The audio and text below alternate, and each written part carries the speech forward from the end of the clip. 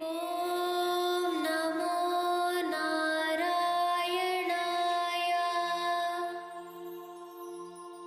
ॐ नमो नारायणाय। ॐ नमो भगवते वासुदेवाय। कृष्णाय वासुदेवाय हरये परमात्मने प्रणतक्लेशनाशाय गोविन्दाय नमो नमः। वसुदेवसुतं देवं कंसचारूरमर्दनं देवकी परमानन्दं कृष्णं वन्दे जगद्गुरुं। सदाशिवसमारम्भां शङ्कराचार्यमध्यमाम् अस्मदाचार्यपर्यन्तां वन्दे गुरुपरम्परां। बोलिए श्री एकादशी मैया की जय। श्री युधिष्ठिर ने पूछा, वासुदेव, आषाढ़ मास कृष्ण पक्ष में जो एकादशी होती है उसका नाम क्या है? कृपया उसका वर्णन कीजिए। भगवान श्री कृष्ण बोले, नृपश्रेष्ठ, आषाढ़ के कृष्ण पक्ष की एकादशी का नाम योगिनी एकादशी है। यह बड़े बड़े पापों को नाश करने वाली है। संसार सागर में डूबे हुए प्राणियों के लिए यह सनातन नौका के समान है। तीनों लोकों में यह सारभूत व्रत है। अकालपुरी में राजाधिराज कुबेर रहते हैं। वो सदा भगवान शिव की भक्ति में तत्पर रहने वाले हैं। उनके हेममाली नाम वाला एक यक्ष सेवक था जो सदा पूजा के लिए फूल लाया करता था। हेममाली की पत्नी बड़ी सुंदर थी। उसका नाम विशालाक्षी था। वह यक्ष काम पाश में आबद्ध होकर सदा अपने पत्नी में आसक्त रहता था। एक दिन की बात है, हेममाली मानसरोवर के फूल लाकर अपने घर में ही ठहर गया और पत्नी के प्रेम का रसास्वादन करने लगा। अतः कुबेर के भवन में न जा सका। इधर कुबेर मंदिर में बैठकर शिव का पूजन कर रहा था। उन्होंने दोपहर तक फूल आने की प्रतीक्षा की। जब फूल समय पर आ नहीं सका, कुबेर व्यथित हो गया।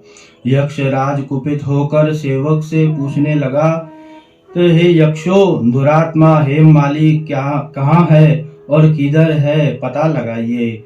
यक्षों ने कहा, राजन, वो तो पत्नी के कामवश में आसक्त है। अपनी इच्छा के अनुसार घर में ही रमण कर रहा है। उनकी बात सुनकर कुबेर क्रोधित भर गया और तुरंत ही हेममाली को बुलवाया। देर हुई जानकर हेममाली के नेत्र भय से व्याकुल हो रहे थे। वह आकर कुबेर के सामने खड़ा हुआ। उसे देखकर कुबेर की आंखें क्रोध से लाल हो गई। वो बोले, ओ पापी, ओ दुष्ट, ओ दुराचारी, तूने भगवान की अवहेलना की है। अतः क्रोध से युक्त और अपनी उस प्रियतमा से वियुक्त होकर इस स्थान से भ्रष्ट होकर अन्यत्र चले जा। कुबेर के से कहने पर वह उस स्थान से नीचे गिर गया। उस समय उसके हृदय में महान दुख हो रहा था। कोर से सारा शरीर पीड़ित था, परंतु शिव पूजा के प्रभाव से उसका स्मरण शक्ति लुप्त नहीं होती थी। पातक से दबा होने पर भी वह अपने पूर्व कर्म को याद रखता था। तदनंतर इधर उधर घूमता हुआ वह पर्वतों में श्रेष्ठ मेरुगिरी शिखर पर गया। वहां उसने तपस्या के पुंज मुनिवर मार्कंडेय जी का दर्शन पाया। पाप कर्मा यक्ष ने दूर से ही मुनि के चरणों में प्रणाम किया। मुनिवर मार्कंडेय ने उसे भय से कांपते देख परोपकारक इच्छा के निकट बुलाकर कहा, तुझे कोर के रोग कैसा हुआ, मुझे बता। तू क्यों इधर उधर यहाँ वहाँ भटक रहा है, मुझे बता। यक्ष बोला, मुने मैं कुबेर का अनुचर हूँ। मेरा नाम हेममाली है। मैं प्रतिदिन मानसरोवर से फूल ले आकर शिव पूजा के समय कुबेर को दिया करता था। एक दिन पत्नी सहवास के सुख में फंसे जानकर कारण मुझे समय का ज्ञान ही नहीं रहा। अतः राजाधिराज कुबेर ने कुपित होकर मुझे श्राप दे दिया, जिसके मैं कोर से आक्रांत होकर अपनी प्रियतम मास में बिछोरा हो गया। मुने श्रेष्ठ, इस समय किसी शुभ कर्म के प्रभाव से मैं आपके निकट आ पहुंचा हूँ।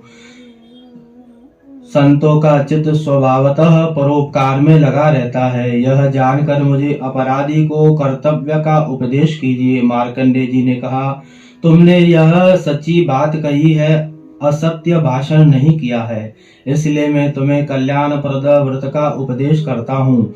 तू आखार के कृष्ण पक्ष में योगिनी एकादशी का व्रत कर।